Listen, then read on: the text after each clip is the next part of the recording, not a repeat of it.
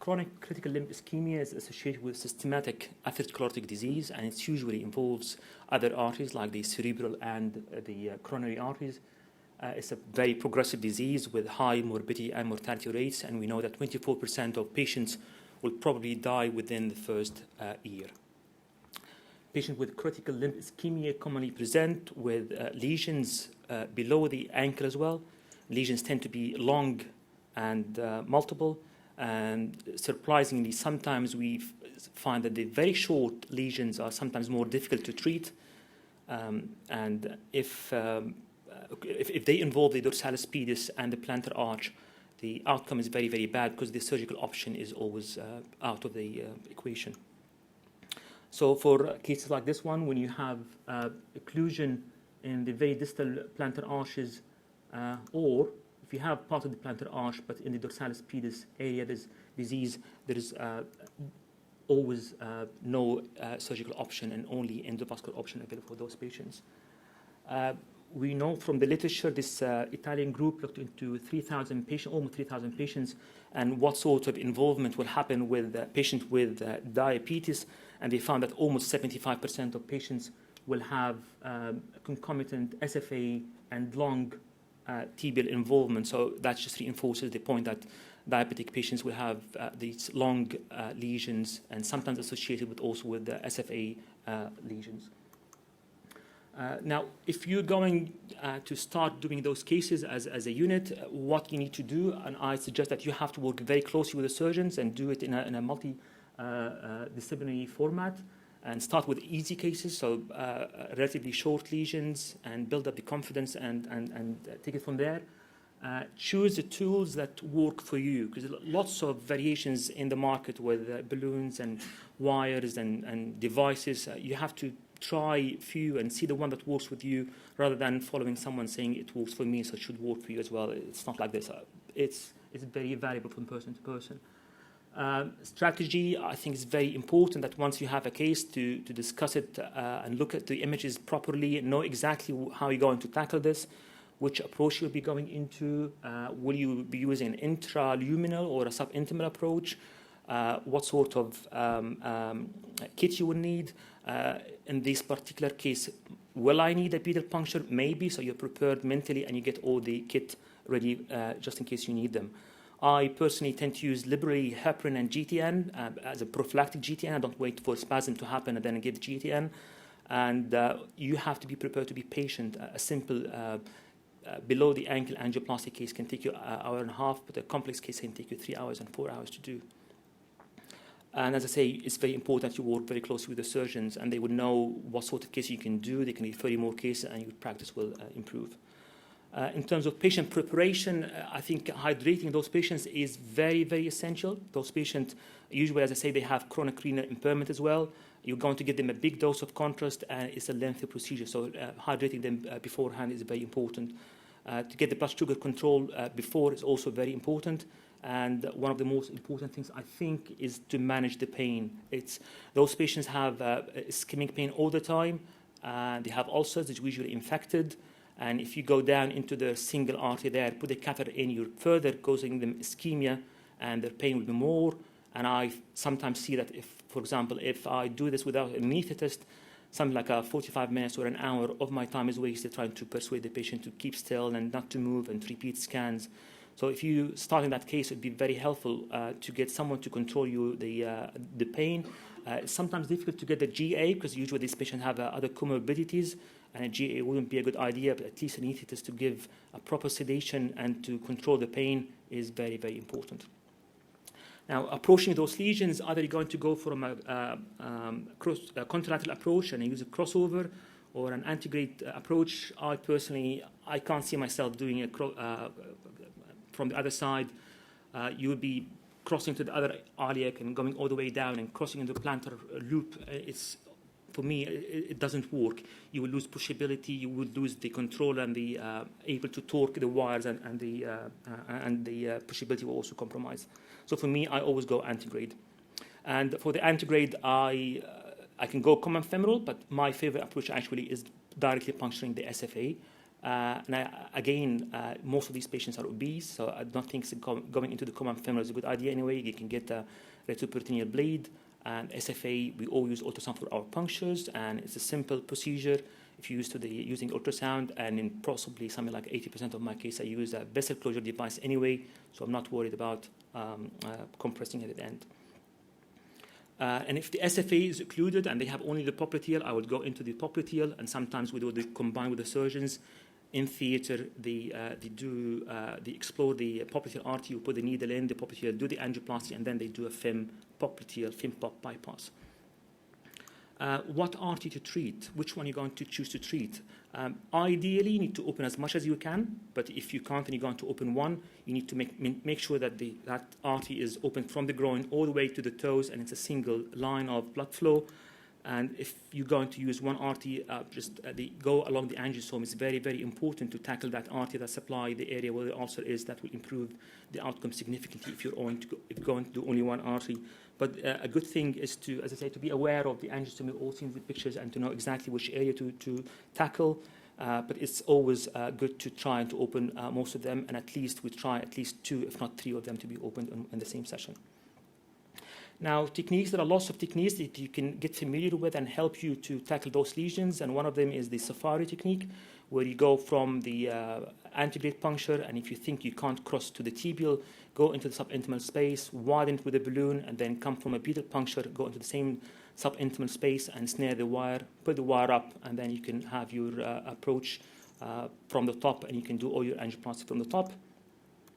The other one is the guide wire looping, where you get your wire tip in a branch, and you make the loop intraluminal, and then you push the catheter with the wire, and you go inside the clot, and you come back, and just to avoid going subintimally, because as you will say later on, I personally prefer to be intraluminal rather than subintimal, especially in the distal calcified lesions.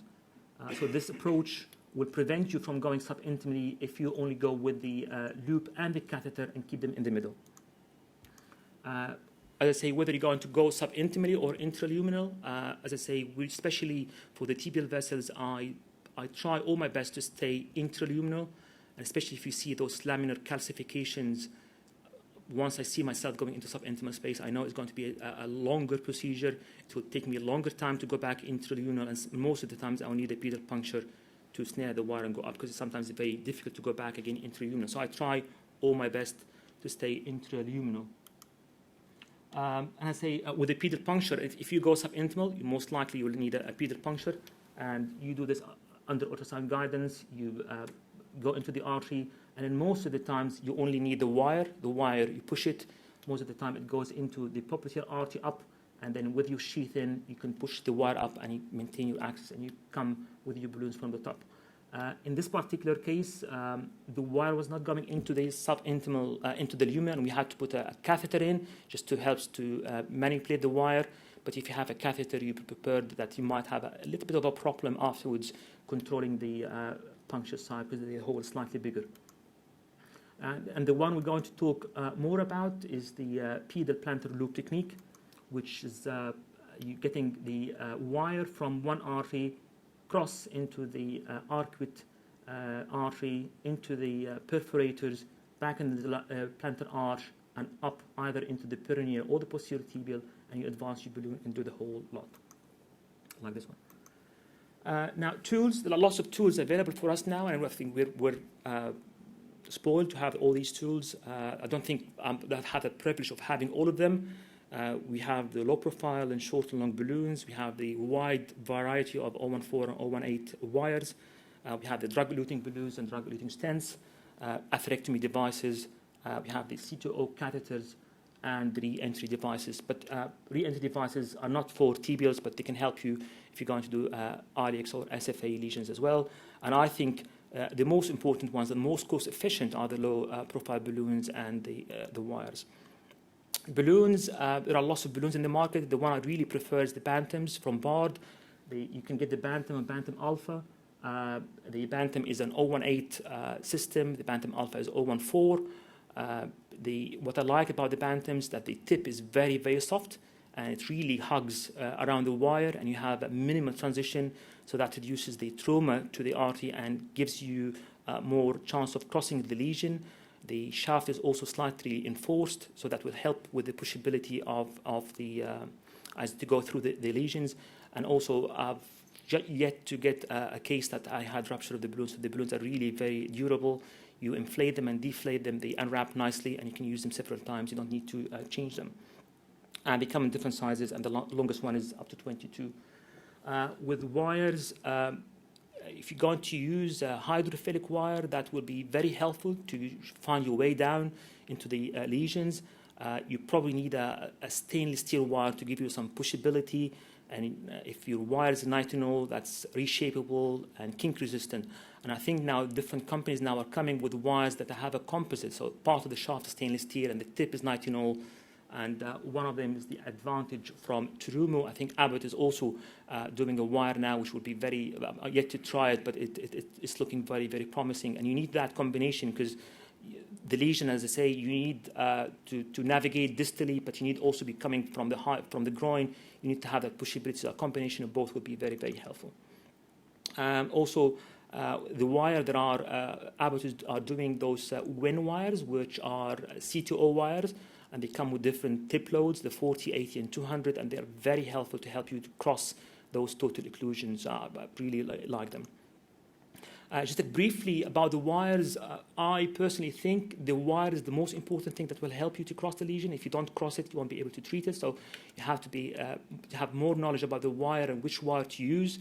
The wires are divided in the tip into grinds and tapers. The tapers are the variable in length, but the grinds are the areas that are fixed in length, and it's the combination of grinds and tapers that give the wire their characteristics. Also, the difference in coating, the core material, core diameter, as I say, the tip loads, and the characteristic of the coils, and of course the overall function diameter. All these factors are important when you decide which wire I want to use. And if you look to this diagram, which I found very, very helpful, if I want a wire to navigate, I need a wire that have a certain grind or taper configuration and a certain core material to be lupus and to navigate nicely. If I need a wire to cross a lesion, I need a wire with a high tip load maybe. If it's a very, very dense occlusion, I need a wire with higher penetration power, and you need the diameter to be slightly bigger. So you need to know what lesion you will be dealing with, and according to that, to choose the wire accordingly. As I say, the main essence of our talk is talking about the plantar loop technique, which was described by Manzi 2009, where he showed us that with the anatomy, you can get the anterior tibial forming the loop through the arcuate artery, lateral plantar arch, and back again into the posterior tibial artery, and you can push the balloon all that way. He described 114 cases among 1,331 patients of critical limb ischemia, and they had significant improvement in 84% of cases. That's a massive rate. I wouldn't be dreaming getting 80%. Probably my success rate is around 60-70%. And they've seen a significant improvement in terms of wound healing and oxygen saturation, and they had no significant complications. Another paper in 2010 by the group in Birmingham, they looked into 39 cases they've done, and 95% of those patients were patients with CLI, and they had achieved an 88% success rate, which is very impressive. And they also report that it helps in limb salvaging and preventing amputation in most of the patients, which anyway, they don't have any surgical option.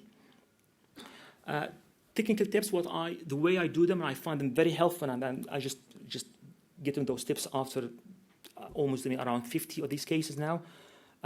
Long sheath is very important. If you go from especially if you're going from the groin or a common femoral artery puncture, use a long sheath so that all your power is transmitted close to the tibial arteries.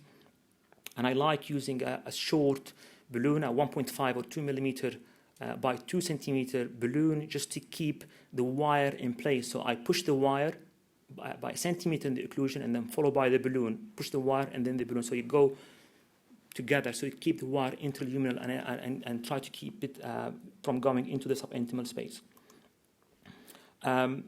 once I cross the lesion with the wire, I tend to use a long balloon to dilate the whole area.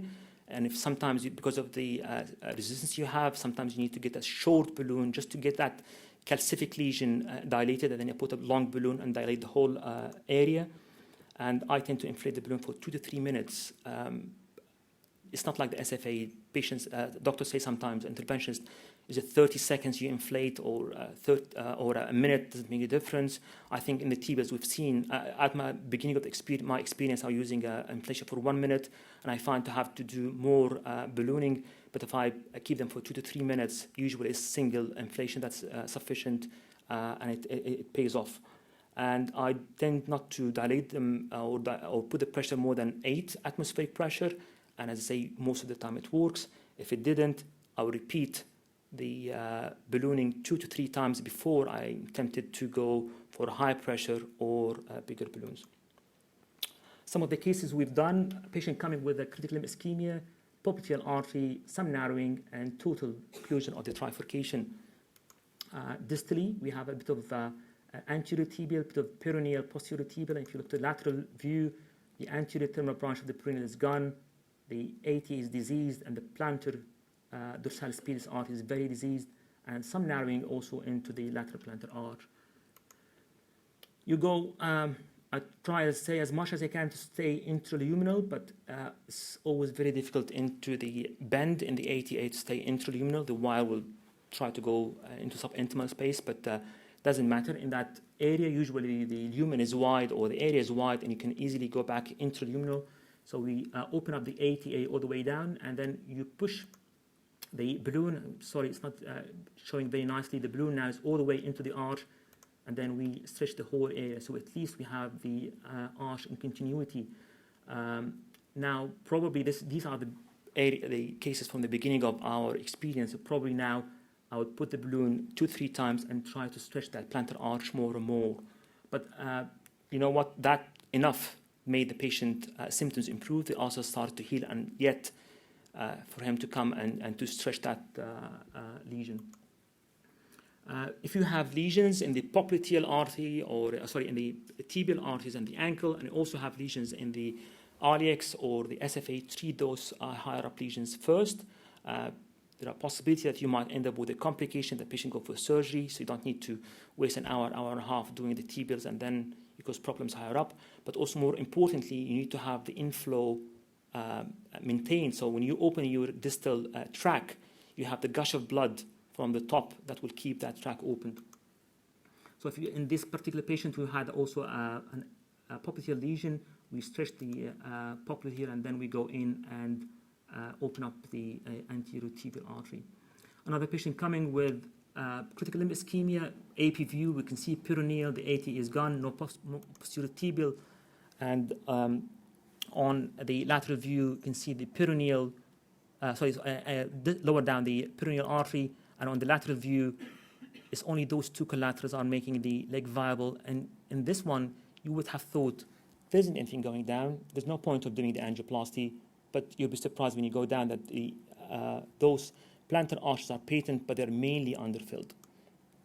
So again, the same thing, get the balloon all the way down, the 2 millimeter balloon, inject, the arch is patent, and then we put the wire and stretch the ATA, and so the ATA and the peroneal are opened, and then push the balloon, the wire all the way into plantar arch, and we stretch the arch. The patient was in severe pain during the procedure, and again, we have to stop there, and I was planning to try to stretch the arch, but we didn't, and again, the patient's symptom was improving simply by just getting that AT and peroneal all the way down to the foot. Another patient, again, on the initial images, you look at these images, you say, there's no point of doing anything. There isn't anything going down to the foot, but you'll be surprised when you open the posterior tibial. We didn't stretch that segment. We just stretched all the posterior tibial. The plantar arch is patent, and simply by having a little bit of flow into the foot, the patients start to have their symptoms improved. And all these patients were at the beginning of our experience. This patient was referred to us from another center that they known that the patient had 3 tibial artery occlusions.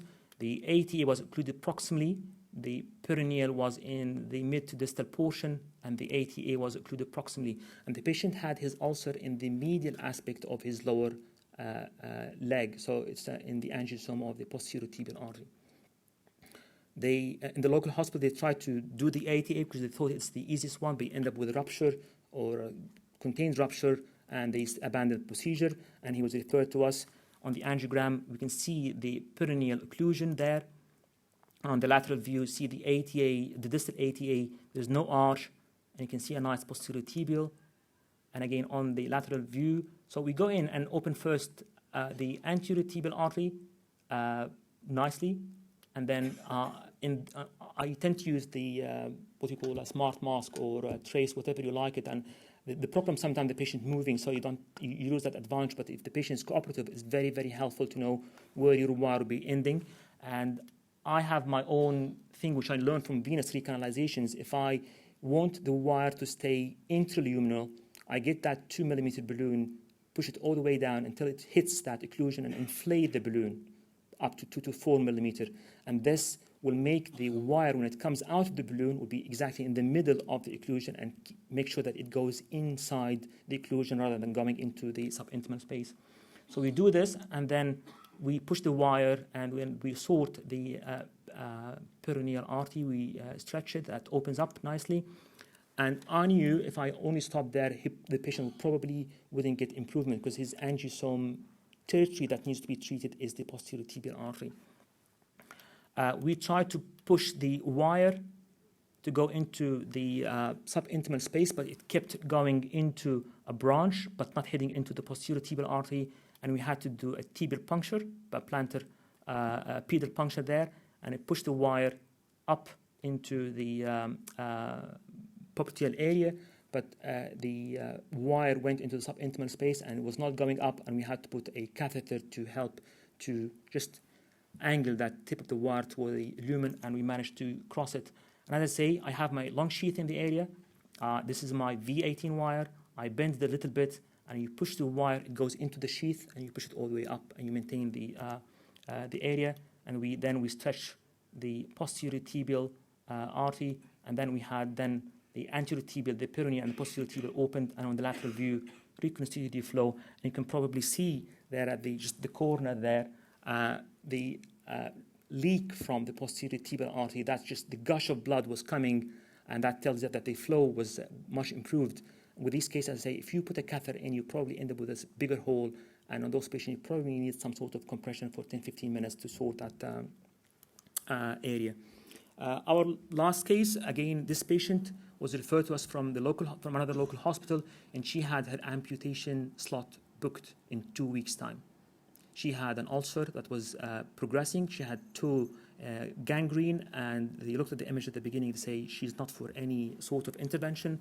She had an proximal ATA, and then all the tibial vessels were occluded. Very distally, you can see very diseased anterior tibial and very, very attenuated perineal artery. Look at the posterior terminal branch of the perineal. It's very, very small. And just this with a higher dose or more concentrated dye, you can start to see some arch, but the distal tibial vessels were very, very compromised. When I was talking to that patient, I told her, we might tip you for an amputation a bit quicker if we go into these tiny vessels and we can't recanalize. She say, you know what, doesn't make a difference. If I'm booked for 2 weeks, if I have my amputation tomorrow, doesn't make a difference.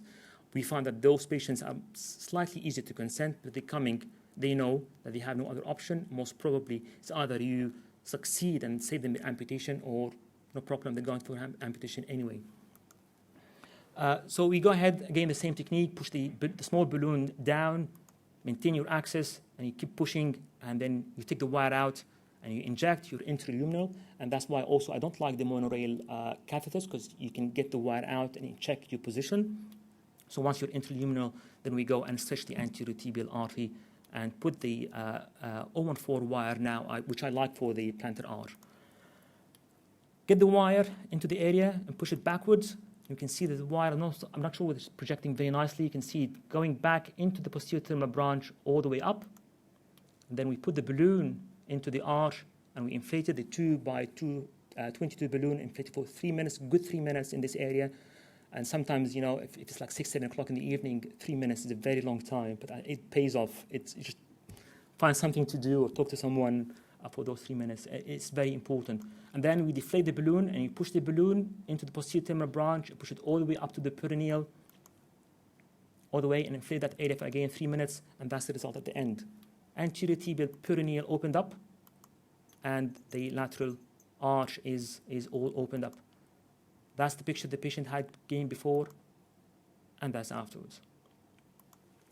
So in conclusion, ladies and gentlemen, below the knee and below the ankle angioplasty should be only done for critical limb ischemia, because they are high-risk procedures, especially if you're starting them.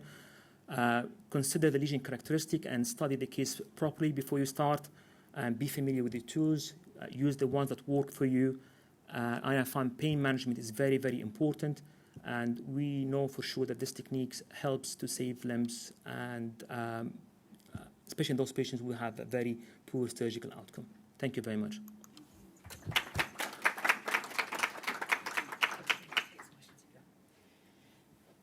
Do we have any questions from the floor? You start. Do you believe in seeing a blush for ulcers? Because some Italians have written about seeing a blush, haven't they? And knowing whether you've got an endpoint enough. For angioplasty? Yeah, after angioplasty. If you see the ulcer blush, then... I tend to just see at the end that I rely more on the flow. So I don't inject from at the final angiogram, I don't inject from the catheter, which is above the lesion. I inject from the sheath, and all I want to see is a brisk flow. If I see brisk flow, I stop. If I see it going down and slowing, I keep ballooning until I get that brisk flow.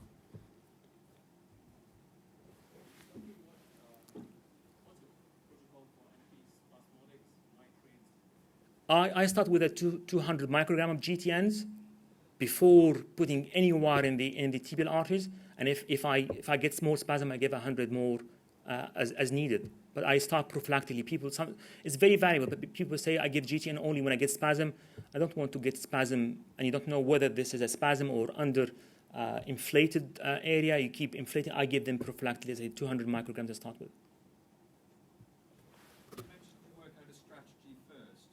How do you image these patients? Because generally MR and CT doesn't always give you a very good indication of what you're dealing with the calcium. Yeah, we start with CT, I have to say. And if we play with them and we get a nice picture that we know roughly what we're dealing with, that's enough. But sometimes we go in that we're going to do an angiogram, and then based on the angiogram, then we decide. And I say I work very closely with my surgeons. I phone them. This is what's happening. This is what I'm going to do, and I'm going to do this and this and this. And if I need to, I'll go for a pedal puncture and then get the approval from them beforehand and discuss. But most of the times, we have this from the CTA and the MRA. But most we do more CTAs than MRAs. Even with the diabetic? Yes. Get rid of the calcium? Yeah. You can start, it's not the nicest pictures, but at least you can probably say the occlusions. You can see the occlusions, and you can get a brief idea that this is going to be a long occlusion, and then you go down. And I say, even with the angiogram, if you put the catheter higher up, you're not filling the plantar arch. So you have to, even on the CT, even if it's occluded, I would go in and try to open them up.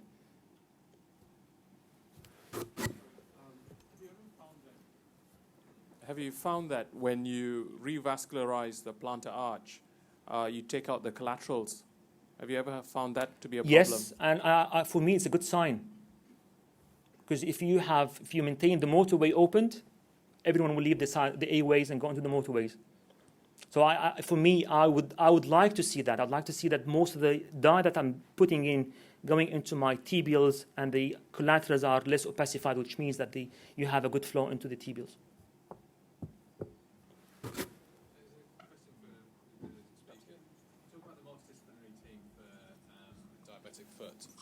You talk about the multidisciplinary team for diabetic foot, which we've got, but we only really have that multidisciplinary team once a month.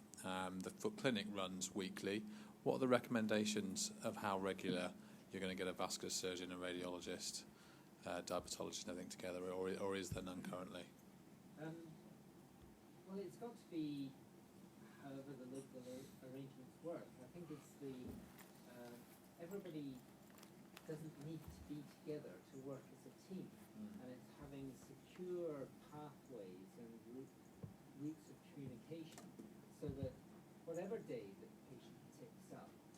if they need that vascular intervention, there is a quick route through to it. And of course you need to meet face-to-face periodically. That doesn't need to be very frequent necessarily. It's having those pathways of care in place and the relationships which inspire the trust that the right things are going to be referred at the right time. Can I just add a comment to this? We also agree that I don't think, even if you have a clinic once a week, but you have to have a close relationship with the team. And the surgeons will call us and say, is that patient coming with a CLI just in the clinic now? And we get them in as soon as possible and try to revascularize them as soon as possible. We found a day or two will make a significant difference. I think the link between vascular surgery and IR is pretty strong already, isn't it? It's the link with orthopedic growth and things like that, and that's the link that's growing. And orthopedics see an enormous number of these patients, which I think traditionally people try and revascularize before their amputations, and that seems to be a big changing area we're finding, that the orthopedic patients will come in, they don't particularly look at the vascular system as well, and that's what we found one of the biggest benefits to setting up a monthly meant to be there monthly clinic, is actually the referrals from them rather than our traditional medical bills. Yes, our experience, sadly, is that orthopedics is the worst place for these patients to end up, and we try and do everything we can to prevent that now. And it's all about getting the patients coming into the right place.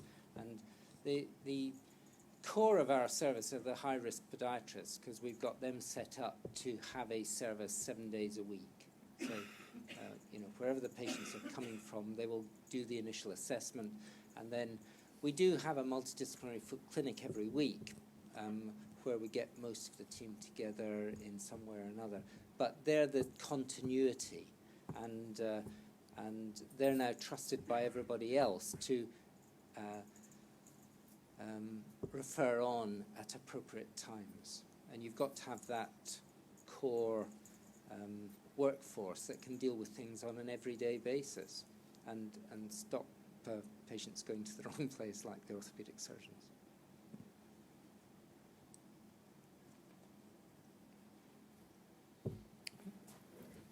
Any more questions? Thank you very much for your attendance, and I hope you enjoyed the workshop.